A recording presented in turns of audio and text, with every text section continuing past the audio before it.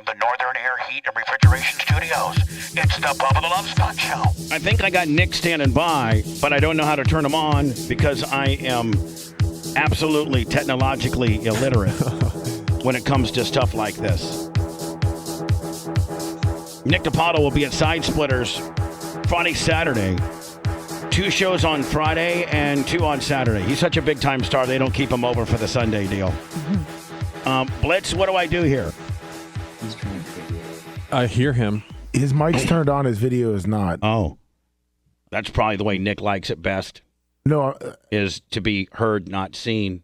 Hold on, guys. I'm looking for it. Yeah, well, don't say bad words, because we can hear you, but you can't hear us. No, I won't say any bad. He can hear us. He can hear, you know, yeah, you can hear us, Nick. We just can't see you. You will. Oh, there you go. Oh, there's that beautiful face. There's that former fullback from the University of Maine, average 2.4 yards a carry.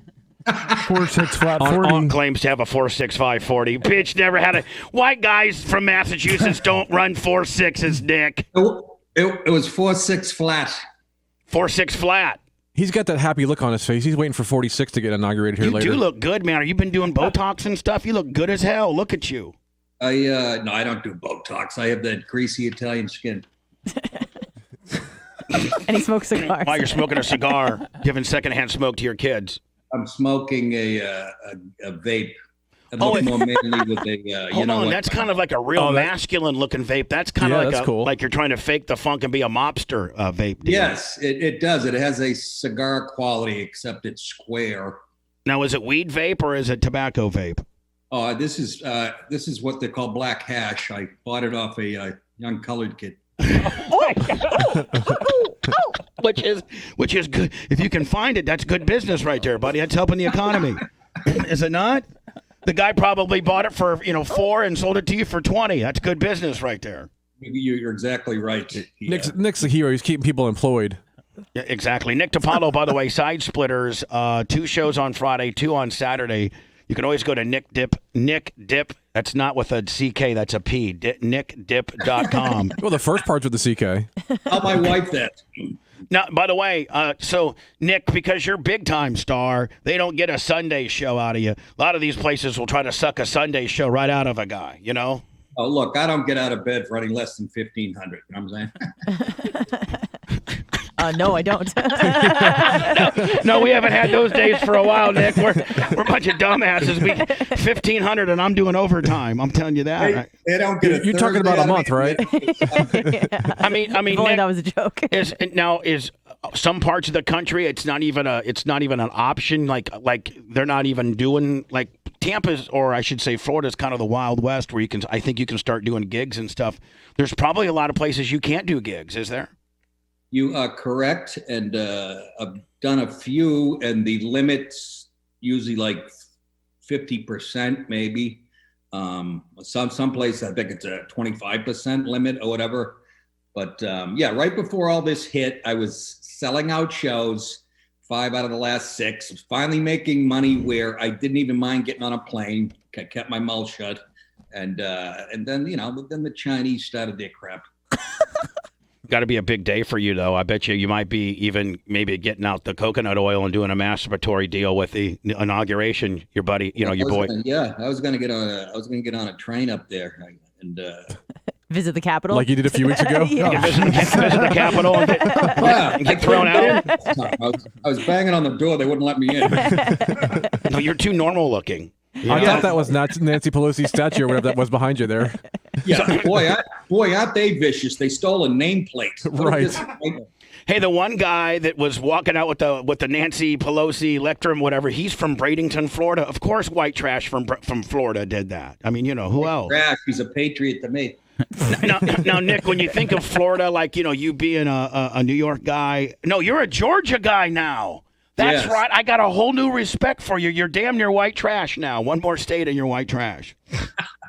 I'm going to knock my own teeth out tomorrow to make it official. Now, what part of, not that I don't want stalkers to get, but like what part of, are you Atlanta? Are you Savannah or what? Yeah, I'm in the Savannah area and I love it. So what a great city it is, man. It's just, I left New York. I was in Westchester County. I lived 4 miles from Hillary Clinton's house. I come down here to get away from the lib scum, and all of a sudden Georgia lets us down nationally.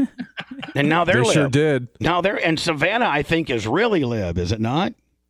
It's what? Is it real liberal? Is Savannah real liberal? It's pretty liberal because there's a couple of colleges here, and isn't Savannah kind of like the Austin of Texas? Isn't Savannah kind of like that?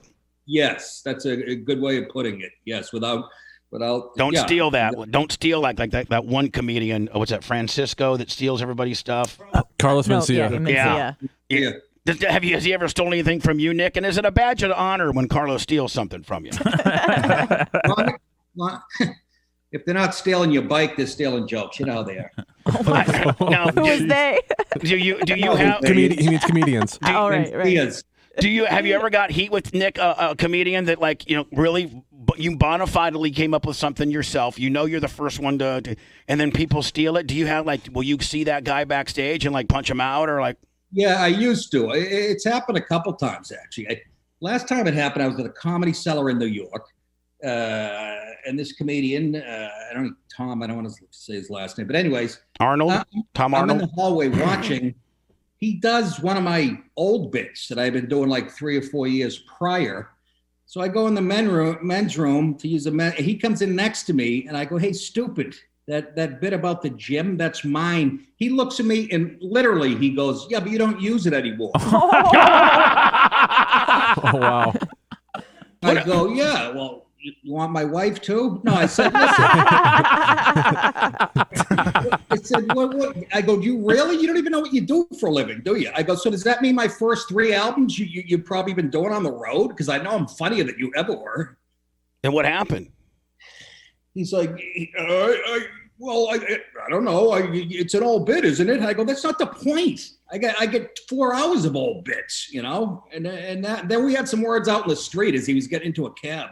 What if you would have said, "Hey, Nick, here's $200. Sorry, here's $200." That would have been pretty cool. Jokes are worth more than that. I think. Not that you're now. Hold on, Nick. Not that all of your brilliant stuff's worth $200, but he's an opening act. He didn't have much more on him, really. At the end of the day, well, he's not even an opening act. I mean, at the Comedy Cellar, it's all headline. He's one of these guys. He's such a hack. Most of the hacks go to court and do corporate gigs. You know what I mean? They just take my people's whatever, and corporate gigs pay you a lot of money, and you have to be clean and stuff. And there's Goldman Sachs or a hedge fund company. They'll call a comedian and be like, "Hey, for $25,000, I need you to come up, but you can't be dirty. You can't you can't do that." And they pay you really well. Does it make you feel dirty though, Nick, when you got to do a corporate gig and you're like, "I have to completely be Johnny PG here when I really just want to be X and R"? Well, I did one the last one I did was in Miami about 10 years ago. I got 25 grand or whatever. Oh, wow. And they said, "Yeah, we're not having you back." So even your watered down version got you canceled from these guys. Exactly. They said, "Don't make fun of the CEO who was a woman." And so I'm doing the gig, and about 5 minutes into my show, some woman comes in. She's wearing a big hat, like it's 1940 and slavery times or something. And I did 8 minutes on her hat and how she looked. It turned out that was the CEO. But I mean, Nick, is that when you get a big softball let's say you're up on stage and you're locked in, you're doing your deal, and then you get a big softball, like a big fat guy that spilled his drink or something. I mean, you gotta go right for it, don't you? You gotta go right for the jugular. Oh, absolutely. I had a guy, Huntsville, Alabama, a couple months ago. I'm murdering, and I haven't been on stage in a couple months, and I had never been to Huntsville. I got a standing ovation when they introduced me, and I'm like, "Oh my God, I'm home." And then you moved to Georgia afterwards. I was already in Georgia. But I look over, this guy's laughing. He leans back at his chair tip. He falls backwards and smacks his head. And we had to stop the show. He's out like a light. What's the first thing out of your mouth? Oh, so you're killing it. Fatty 2x4 fell over on the chair. What's the first thing out of Nick DiPaolo's mouth? Oh, God, I don't even remember. I think it was a line from MASH about triage. It was something like, "I need 30 cc's of whatever stat." No, Nick, have you ever killed before, like just killed. Now I know I heard there's this whole underworld of comedy show owners, or like these places, the guys that like the Mitzi Shores, and like there's this whole world of people that you have to deal with and get paid, and they're sometimes shady, they're sometimes good businessmen, they're sometimes not. And a lot of times I've heard the other side of the spectrum where a comedian will go to get paid and they'll be like, listen, man, you suck. We hardly sold any drinks. We're going to. Have you ever had it the other side of the deal where the guy's like, Nick, you absolutely nailed it. Here's, 500 or 600 or 1,000 extra. Do you ever get that? Oh, no. They never give you extra. I mean, unless you have a bonus built into the contract. But they never. You could literally blow the roof off the place, and it's so funny how tight they can. I remember when I first got into it, I did a place called Wise Guys in New Haven, Connecticut. Of course, Wise Guys. And it was run by a little mobster. Right. I mean, he was the real deal. I knew he was the real deal because I went into the men's room, and his mother, who was like 75 years old, was snorting coke with a state trooper. Oh yeah. Sign me up. So you're like, great. I got to deal with this guy to get paid later tonight, right? He's already got the cop spot off. And then I was supposed to be. The show was 8. They wanted me there at 7:30. I got there at like 10 of 8. So after the show, this is my first time working there. He goes, the envelope, just by his language, he goes, it's 50 light because you were late. Oh, geez. And you're like, I can't really be a dick because he's already got the state trooper, hopped up on cocaine with his mom. So I got no backup here. That's exactly right. And it was so weird. And I did the club again. I mean, he really liked me, actually. I did the club again, and about halfway through my act, it was pouring outside, rainy like Thursday night. I see some guy come in wearing like a London fog jacket and a Totes hat, and the rain's dripping off his hat. And he sits down towards my right, and I look, and he's got beet red eyes. And I'm like, who is this cat? I didn't talk to him. I finished my set. He comes up to me after the show. He goes, kid, you got it. You know who it was? Who? Frank Gorshin. Remember the Riddler on Batman? Yeah. It was Frank Gorshin. And he said, you got it. This guy's been in movie. I mean, he was like really famous. And then I think he died about 6 minutes later. Nick, have you ever been doing a gig and, like maybe a big or to medium sized gig, and like a famous comedian kind of try to blend in and watch, and then you're like, oh my God, such and such is here? Well, I was in Pittsburgh at the Funny Bone one night, and I had done the first show Friday night. We had 2 shows. I was 5 minutes into the second show, and the manager comes up and hands me a note, and I open the note. It says, "Bring up Chris Rock," and I go, "What?" I look over to my left in the corner room. Chris Rock standing there, and I had just met him once at that point in New York. He knew who I was, Now, did you actually just bring him up in topic, or did you bring him up on stage?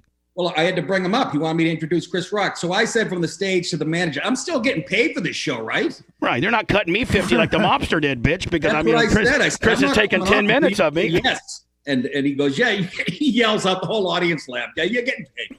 And I bring up Chris Rock, and he does like 15, 20 minutes. And then me and Chris Rock went out to a strip club after together. Oh. And a week later, I went back to LA. I was living in LA at the time. I get a phone call and from Chris Rock's people saying that he wants you to write for his HBO show. For real? Yes, that's how I got the job. Ended up getting nominated for 2 Emmys, and I've heard just from people that he's super cool. Like he's a good dude. Like some people are stiff, some people are dick, but he's really a good dude. He is a good dude. I mean, he hates Whitey like most of them, but he's a good dude. Yeah, hey. Again, Nick means comedians. Yeah, comedians. Yes, comedians. I don't mean colored people. Doesn't it suck, Nick, that you really can't, like, we have to be far more, like, so much more sensitive today, even as a comedian. Back in the day, comedians, that was the venue to say really, really uncomfortable stuff. Like, that was absolutely the most purest venue to bring up sensitive stuff that nobody would say in the public square, but you could do it as a comedian. You could say anything. Now, even in a comedic type setting, you can't say some stuff. There's some stuff, Nick, you just can't say, or they'll cancel you. I still say it. I do. I still say it. It's why people love my podcast. They still come out. But yes, what has happened is that this PC garbage that's been going on for decades. What's happened now, it's been going on so long that the people that run the clubs now, who grew up agreeing with this PC crap, they actually run some of these clubs. And if they get one email saying, he offended my wife or whatever, I didn't like his racist stuff, they will cancel you. And here's the deal. Here's the bad thing. Back in the day, when you had that owner who would would let anything fly under the guise of being, a comedic type deal, and somebody would call up and say, you know what, I was really offended by Nick DiPaolo's act, and be like, you know what, I'm sorry, buddy. Maybe Nick DiPaolo ain't for you, but I like Nick and he does well. We make a lot of money. But now that disgruntled person has Facebook and all these other disgruntled places. And the next thing you know, the club owner's got a call from Miller, who is their distributor of alcohol, and they get 5 complaint calls. And you can't have Nick DiPaolo back again, or we're not going to bring her beer to the club and you can't make any money. That's how it works. I guess that's where it's at. But what happens with me is, they'll watch some of my podcast or they'll watch some of my act online. I was doing all theaters again before COVID hit. Big ones too. Like you were doing like 5,000 seaters, weren't you? Oh, no, God, no. I thought you were. I thought you were like Lisa Lampanelli. Come on. Oh, you have to be a real hack. I was going to say, no, the difference is Nick is actually funny. Nick, I'm trying to screw with you a little bit. No, now you're getting the sip of the deal. We're in trouble. I'm sorry, Nick. I was just screwing with you. You made a great point, but no. 5,000 seats, you son of a gun. Boy, I remember when Artie was killing it, and he was doing 5,000 and 6,000 ones. God, what kind? Is there a ton of money in that, Nick? If you're doing those volumes? Ache and stem. Are you kidding me? Unbelievable. You do the math. Well, let's do Billy Bird does like probably 3,000 to 5,000, and they charge anywhere from $60 to 150 or 200 if you want to sit in the VIP seats. Then they get another $5,000 or whatever for doing a meet and greet after the show. I mean, a guy's walking away 75, 80 grand, isn't he? Something like that. Oh yeah. I've never tasted that. That's been my goal. Nick's forehead. Now we're talking about money. Nick's forehead's starting to sweat. He's starting to get full hot on the deal. Look at him. I really am. I want to do this. By the way, Nick is at Side Splitters. Nick, I know you're going to sell out. I mean, because Tampa's wide open. I was downtown in Ybor. Lummy, for the Friday night thing. Friday night. And is that's not Side Splitters? That's the Improv. No, Side Splitters and Dome Mabry. Okay, but then Improv's in Ybor. Okay, but nonetheless, they're both comedy club. Yeah. But in this place, there was a line. I don't know who was there last week, but there was a line wrapped around the building to get in. So I think the comedy circles are wide open. And a guy like Nick DiPaolo, is going to just are they sold out, Nick? Are you sold? Do you have any availability on these? A little bit left, I think. A little bit. That's the beauty of my fans. Right when they started shutting down comedy clubs back in February of last year, they had already shut down a bunch. And somehow my manager, he talked to the guy at a club in outside of Baltimore, said, let's do this last weekend. And the club owner's like, yeah, but people are afraid they're not going to come. And it was sold out. My fans are. It could be leprosy, AIDS. They're coming out. They don't believe in the mask and all this crap.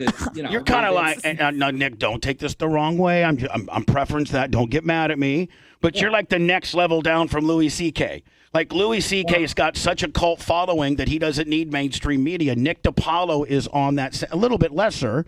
But you are on that same level with regards to within your world, nickdip.com and your podcast and your YouTube.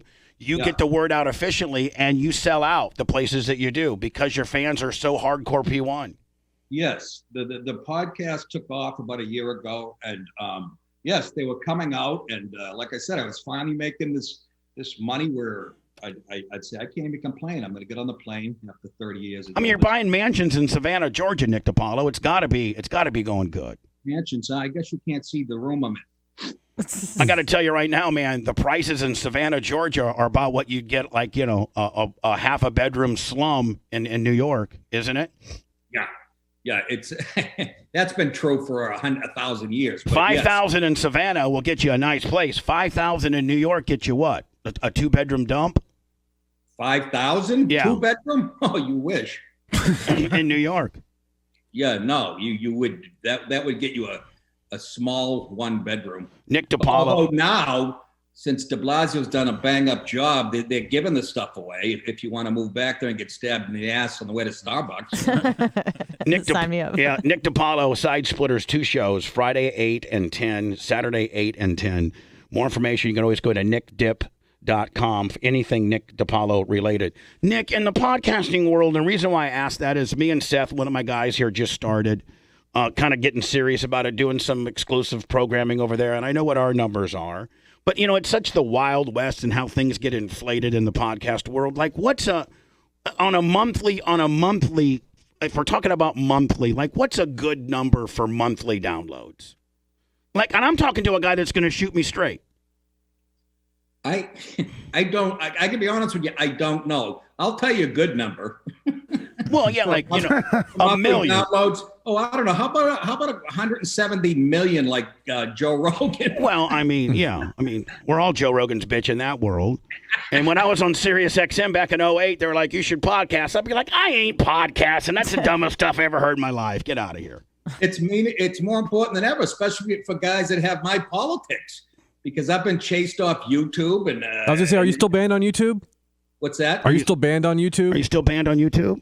Yeah, I was waiting. I think I had 2 strikes on me. We solved one of them. We won the appeal. And the first one is set to expire, I think, at the beginning of February. So I'll have no strikes on me. But it doesn't matter now, especially since Jackoff is in office and their politics.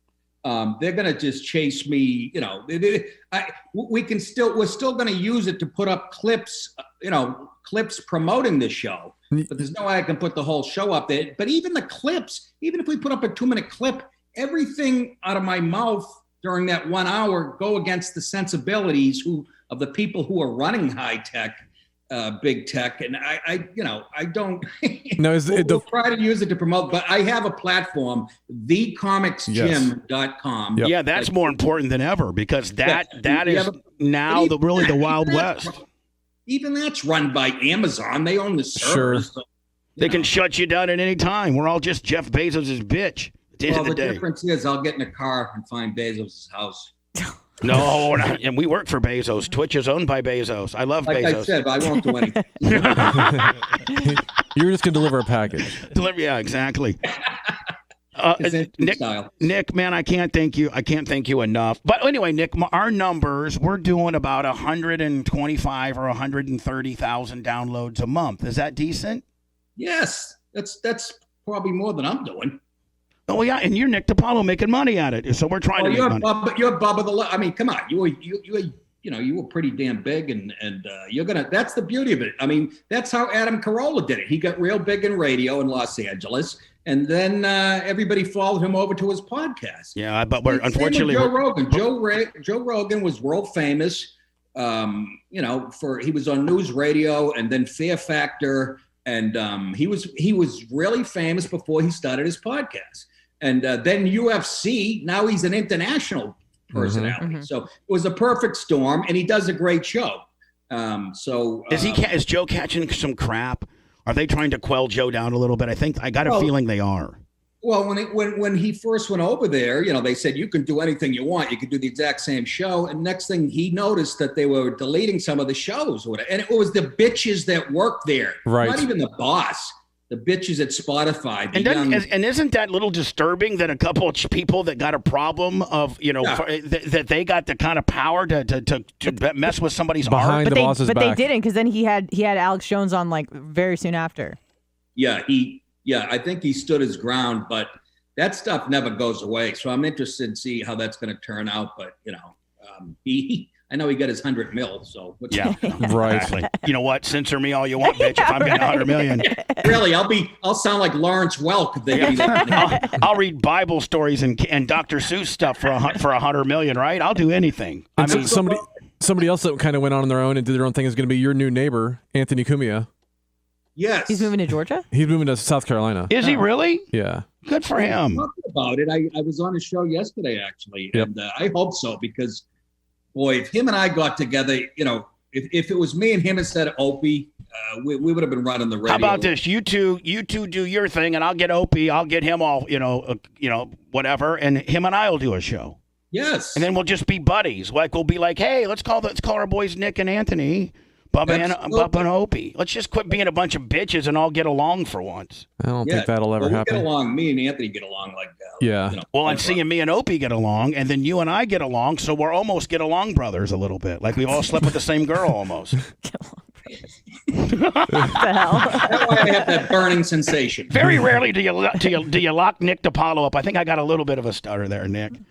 Hey, Nick, you know that we love you, and anytime that you're coming to Tampa or Charleston or whatever the cities that we're heard in, we'd love to promote you. And more importantly, if you could ever come into the studio, we'd love to have you, bud. I will, because now I'm in Georgia. I'll be doing a lot more stuff in Florida, so I would love that. Absolutely. Now, do you drive down or you fly down? Yeah, I'm going to drive. I detest airports and But not only that, by the time you mess with getting there an hour before, blah, blah, blah, it's about... Savannah's not that far. No, that's the thing.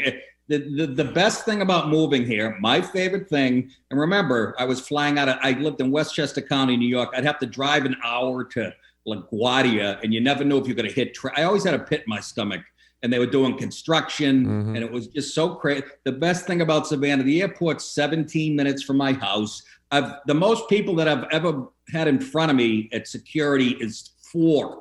Since I've moved down here. Nice. And you can own a gun too, Nick. Yes. Are you a gun kind of guy, Nick? I'm starting to be, now that I see how the politics are going. Blitz, maybe, we love guns. Maybe we should make a gun for Nick as a present, Okay. Yeah. Make a plastic one that I can smuggle in. We'll get you a real one. You can drive it right across straight lines. No big deal. I do. I got, in the last year, buddy, a 38, a AR-15. I have a Remington shotgun, and I'm buying a Glock 21 from 45. That works for us. Look at you, nice. you gangster, you Italian gangster. You are.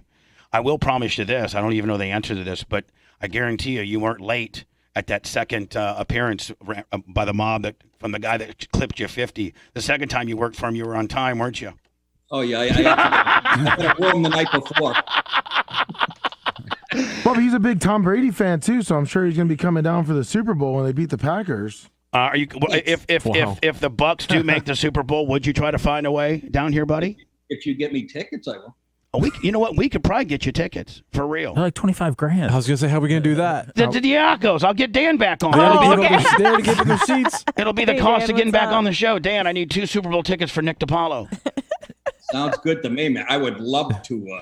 That would be something else. Last June, I was invited. My friend, I'm really good friends with Deion Sanders, and Deion and his son came down and did like a 1 or 2 day instructional thing. Tom was, showing his son, and they invited me, so I got a chance to meet Tom Brady, and I got video of Tom Brady throwing 50-yard passes to Deion. You're kidding me. No, I'll send it to you. I got to meet Deion too, actually. When me and Artie had that show on DirecTV, yep.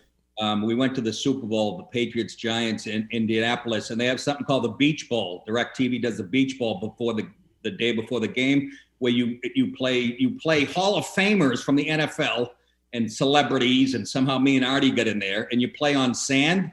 And Deion Artie on sand, he has quite the moves, does he not?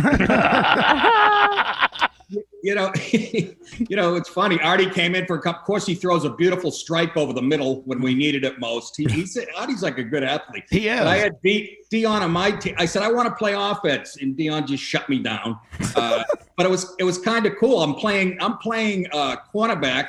Deion was playing safety, and just to have he's the best DB that ever played. Ever. He's one play. He said, Nick, I got your back. And that was so cool, man. That means I can cover 2 guys. Then I got burned by Joe Theismann rolling out. that DirecTV set was one of the best sets ever. That's quite a story, Nick. I was playing fellow DB with Deion, and I got burnt by Joe Theismann. Not a lot of guineas from New York can say that, buddy.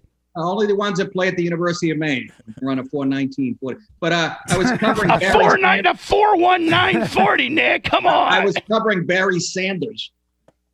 Did you hear what Deion did for when he did his combine out of Florida State? the combine in Indianapolis. He helicoptered into the RCA Dome, is what it was called at the time. Then he limoed into the Sally Port with the players, took off his sweatsuit, ran the 40 in like a 4.19 or a 4.20, and then got back in the limo and left. Didn't do any other agility drills or nothing. Ran the 40 and left. Yeah, that's called prime time. Yeah. When he returned punts, when he was at Florida State or wherever the hell he was, he made it look like he was playing against high school kids. Yeah, he did. And then he struck that high step at about the 20, the band high stepping deal. Yeah, and the other thing he started that the players still do today that makes me so mad, when they intercept a pass, instead of tucking the ball under their arm and running normally, they hold it in front of them with two hands. Like it's a loaf of bread.